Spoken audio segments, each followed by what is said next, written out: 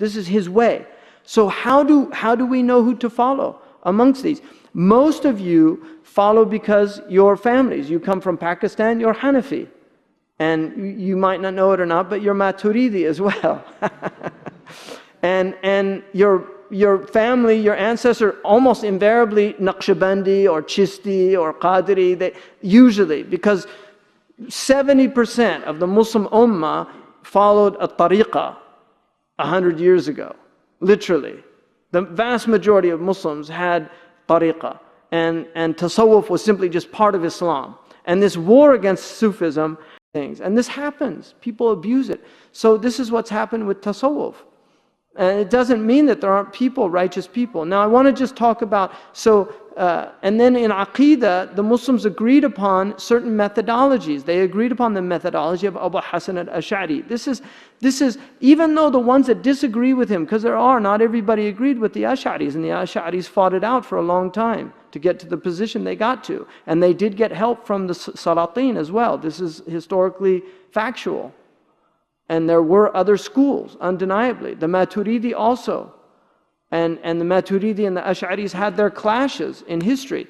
But eventually they came to agree upon these basic methodologies of Ash'ari, Maturidi, and Shaykh Abdullah bin Bayya, and you will find this in some of the books, that the Athari Aqidah is a traditionalist Aqidah.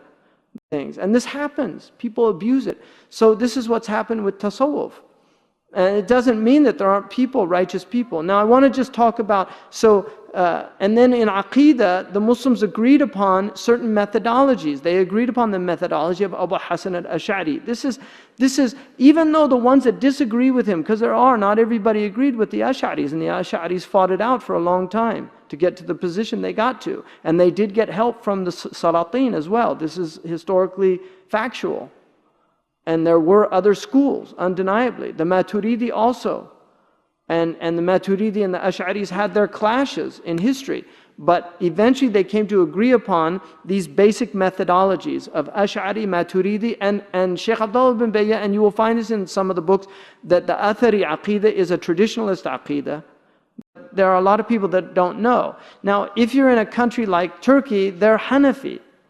And so really to bring in another madhab, like to be Turkish and say, oh, I want to follow the Maliki madhab, you're really breaking the unity of a society.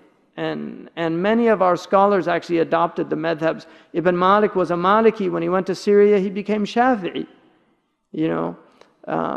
So it just depends on the situation. But if you're in Pakistan, you should be Hanafi, because everybody's Hanafi. I mean, I know there's a small Shia population and very small Hindu, but generally it's Hanafi country. So if you're a Sunni, you should be Hanafi and not follow some other madhab.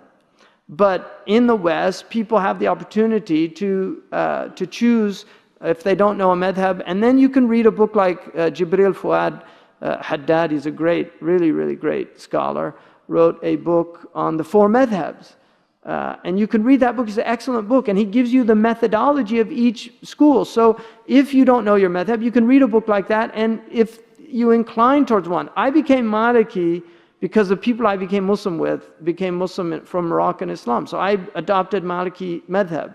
I didn't choose Maliki madhab. But I don't know if it's from brainwashing or what. I'm very happy with the madhab, and I'm convinced by it. I really am. I'm convinced.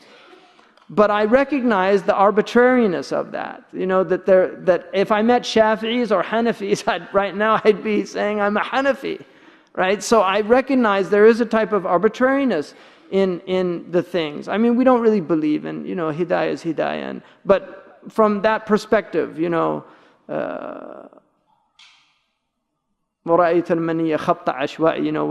Zuhair says about, I saw death like a blind camel just knocking about. He doesn't mean that it's that, because he believed in qadr, but he said it seems to him like that. When he's looking at it, it's like that. It just seems to knock people down.